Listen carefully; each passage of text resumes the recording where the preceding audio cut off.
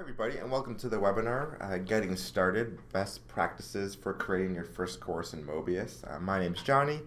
I'm a product manager here at MapleSoft, and as the title suggests, I'll go over some of the key items we believe you should do when you're creating your first course inside of Möbius, or creating any of your courses in Möbius, really. So a little bit of what we'll be covering today is on the next page. So obviously when you set up a course, you have to set up the roster for your class. So I mean the students who are in your class. How do you get them in there? How do you manage them? How do you take care of them throughout the semester? Then I'll talk about maintaining the calendar inside of your class, as well as the announcements. And then, of course, we'll talk about how to shell your course for optimal content organization within the content repository of Möbius. How to actually make sure that when you go forward throughout the course, that things make sense, that things are organized, that things don't become too much of a problem for you. So we'll go over these three items specifically. So first, let's talk about setting up the roster for your class. Now, from here on out, the majority of my presentation will be inside of Möbius. So let me go to my browser, and here I have a login. So I'll log into Möbius, and you see here I have a class available for me. So this, for lack of better words, is an empty user account. I just created it. I also have an empty class here. My calendar is empty. Everything here is blank. So I'm basically starting from scratch. It truly is what I'm showing you the experience of starting with your first course in Möbius. So typically what you do is you want to import students to the system. So there's a few ways to add students to Möbius. Now, what I'm showing right now is adding students to Möbius directly in a standalone version. If you are connecting Möbius to your learning management system, such as a Canvas environment or Moodle or Brightspace by D2L, Blackboard, systems like that, user management is taken care of for you by your LMS. So I'm showing you more so how to add students directly to Möbius if you're using Möbius as a standalone solution. So under System User Manager, you have the ability to add users. If you click on Add User, it brings up a registration form where you choose their role. As well, you then type in their information. So this is what I would call the more brute force method for adding students to the platform. This is where you can actually go in one by one, type their information in. I find this is ideal for those one-off situations where students might come later in the semester and say, I need an account. You add it for them quickly and put them in the platform. But if you want to add, for example, 100 students to your class, doing that 100 times will take lots of time. So instead what we have in Möbius is the ability to, under System User Manager, import users from a roster file. So a roster file is a CSV file, that's a comma separated value file, that contains the information of all the students in your class. It contains their user login, their passwords, their first names, their last names, their emails, etc. What's great is that this page right here tells you what information is required in your roster file. So to give you an idea of exactly what a roster file looks like, I actually have one on my computer. Let me just exit out my PowerPoint here. So here's a roster file I have, and with a CSV file, if you edit it at the source level, so if I were to right-click on this roster file and click Edit, this is what comma separated value means. It means that you have items, line by line, that are separated by commas. But very commonly, they open no problem in Microsoft Excel, which is where most of our users definitely seem to make these. Let me just zoom in a little bit here. So you can see here that I currently have my headings inside of this file. I have first, last, email, student, etc. And of course they mean first name, last name, email, student. For your reference, the headers are right here, the strings that are required for each heading. So you can't just put first name, you actually have to put just the string first. But if you use these strings in the top row of your file, things will be just fine. But then rows 2, 3, and 4 are actual student information. So for example, my first student is Robbie Myers. His email should be here, as you can see. I can just quickly fix this. This is why using Excel is sometimes easy. But I now have my email in the right spot. I have the student ID. I have their login and their password that they'll be using, and I chose that yes, I want them to validate the information. This column means that when the student first logs into Möbius, they'll be required to review what I typed in here. So if I made a typo or their email's wrong, this validate option sets yes gives the student the option to validate this information before it gets submitted to the platform. So if I want to add another user, let's just say, John Smith, I'll type their email, I'll give them a student ID along with a login and password. So simple. Now, of course, you won't be typing this out one by one. Typically, I find that schools have some type of platform that contains student information, whether it's a learning management system, a content management system, a VLE, a SIS, some type of information portal that exports to Excel or CSV in the first place, so that it makes your job right here very simple. So what I mean is, most of the time, users can get a file format just like this or very similar to it from another platform, and then they just import that file directly to Möbius. No need to kind of add users one by one here. So basically, I'll save this file now. I'll go back to Möbius here. Let me just save it, and I'll choose my file. Now we also support tab separated if you want, but comma separated seems to be more the widely adopted format. Click on submit, and you see it'll tell me the profiles that will be created if I were to upload the roster now. So really simple. Now what I'm doing here though is I'm uploading this roster file to the system. If I'm in my class, I have the same option. If you notice in my class is the class user manager, I can go to import users from roster and do the same thing. So the difference is that with this method, you can upload users to your class at the same time. So if I were to go back to the system homepage and use the system user manager to use the roster file, it simply puts them into the system, not into any class. But if I go directly to my class, import the roster file, not only will it add the users to the system that don't exist yet, but it'll put them all into this class, which makes it really easy then to get your students going. As well, a few things to mention at the class level. You can always search for users within your class. You can see who's currently active within your class. If you have to remove students for some reason halfway through the semester to drop the class and you have them in a roster file again, you can remove them using a roster file.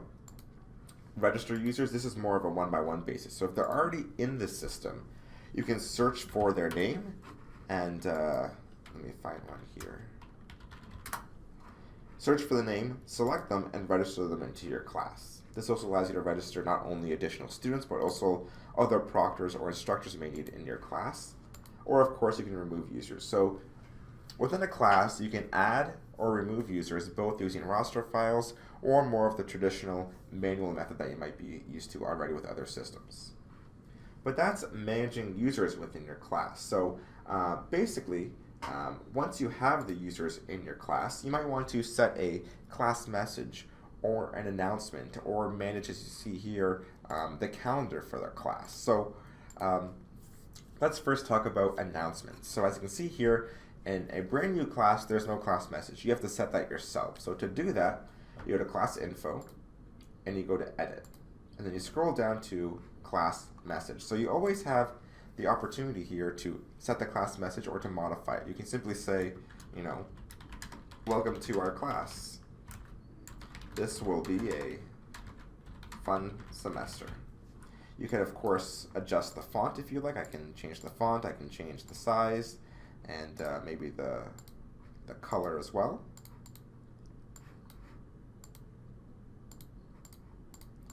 And then click on submit. And now if I go back to the class homepage, notice it's been set to my class message. Now, what's great about this area is that I can put whatever I want here. It's not just text. I could put links to other sources. I can select something here and create a hyperlink if I want to maplesoft.com. I could also embed things. So if I want to, I could maybe go to YouTube.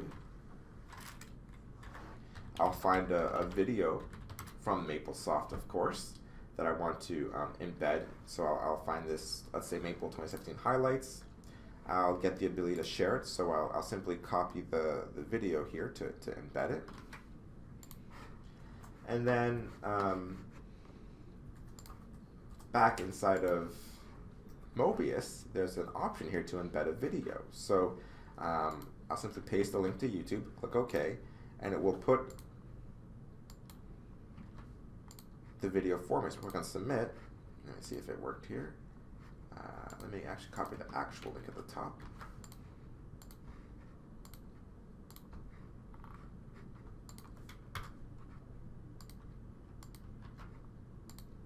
There you go. Click on Submit. Now I actually have on my class homepage a link to maplesoft.com along with an embedded video that students can play back and watch right here at the class homepage. So this is basically the ability to put whatever you want in the class announcement. Now the calendar by default shows the week. You as a teacher can click on an item or a day here. You can then add an item which will be private, which means if it's private, then you only see it yourself as the teacher. So students themselves have the ability to add their own private events, but you as a teacher have the ability to add a class event, which means you choose the class you want to post it here too, and students will see this in the class calendar. You can give it a subject, you can give it a description, you can give it a start time and end time if you like, or make it an all-day event. Or there's the school event. So if you have the right permission, which I personally don't, you can actually put items in the calendar that the entire school will see. For example, you might want to put, that your class will have a test on this day. Or a school event might be, no school this day because it's a holiday. You can put these here. As well, though, to mention, if you have assignments or lessons within Möbius that have start dates or due dates, those will automatically populate the calendar inside the class homepage, so that students will see that when they go there. They'll know what's due this week, what's not due this week. They can switch the view from day to month, and things of that nature. So really easy to get around and see things within the calendar on your Möbius class homepage. Now the last thing I want to talk about was how to shell your course for optimal content organization. So go into the content repository of your class where you would create content. Currently, my content repository is empty. The only thing there is the default unit in each content type area. So, a big mistake that I find that users make in any type of platform like Möbius is they start creating content first. They create their quizzes, they create their assignments, they create their questions, and what happens after a couple of weeks is that everything is just, for lack of better words, in the root directory of their lessons folder, or questions are scattered all over the place, not organized at all. I like to use the comparison to your home PC or your laptop, right? If you have, for example, music on your laptop, or you have pictures maybe, how will you store them? Will you just put them in a big folder, or will you actually sort them by, artist, by the album, maybe even by genre? Will you even have the individual pieces of content tagged with their title, their description, some artwork maybe so that they appear properly in your iTunes folder, things like that, right? And most people, today's day and age, will take the time to organize their content to make it look nice so it's easy to browse and sort your content later. And we encourage the same type of methodology inside of Möbius. So what I recommend first is you create your groups for your questions and your units for your lessons and assignments. So how you want things sorted in your repository, but also how you want them displayed to students on the class homepage. So for example, under all content types, create new and choose group. This allows you to create a group for your questions. And usually I find that teachers or instructional designers will call their groups by either the week of the semester, the topic of the content, or if they're doing a textbook, the chapter for each one. So for example, let's say we're doing week by week groups. I'll call this one week 1 group. Click add, and I have a group for week 1, and then I'll create one called week 2, and so forth. So you can see here as I add things, they simply appear in my screen, just like I would with my file browser on my Windows or Mac. Of course, I can then reorganize the order of things if I want, just for my own personal sanity. But I can also create subgroups. So now under week 1, I might want to put a group for practice questions. But then I'll create another group for assignment questions, like so. So now I actually have subgroups within my groups. And you can keep do as many levels of groups as you want if you want to keep things really organized, or just do one level, whatever you prefer. But that's how you create your groups for questions. So as you create a question, so now when I go to create new and go to question, I can actually then put this question to the appropriate group after I create it. Now, one thing to mention as well is, let's say you create a question. This one will be a simple empty question, just to show you though. When you complete the question, I would move it, select it, and click add to. I would add it to the appropriate group, like so. Now I've moved that question to the week 1 group.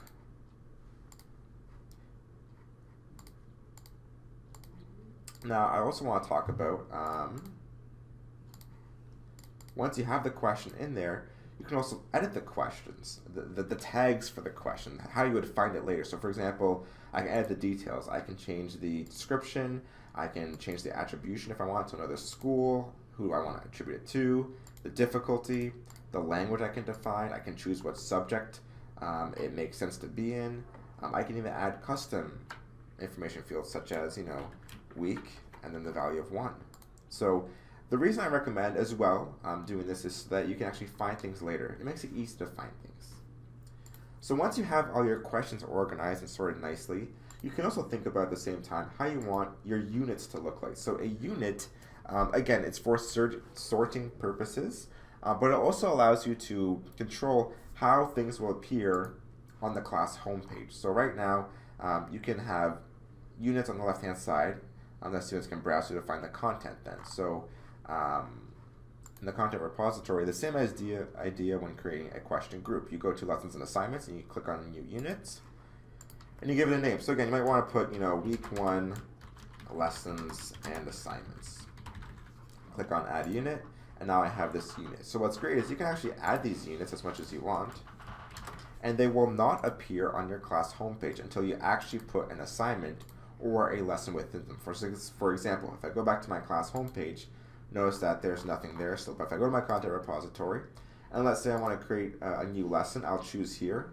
Notice that now when I do that, now it would ask me which unit do you want to put it into. So I would simply choose week 1. I'll put just some blank stuff here. I'll click on save. And notice I now have a lesson within my week 1 lessons and assignments. Go to my class homepage, and now it's there on my class homepage. And the only difference is that when you create units, they're only at one level. You can't have nested units like you would nested groups within your all content types area. So only difference, and of course the great thing is that this is how students will see them as well on their own class homepage when they come to your class to do a lesson or do an assignment.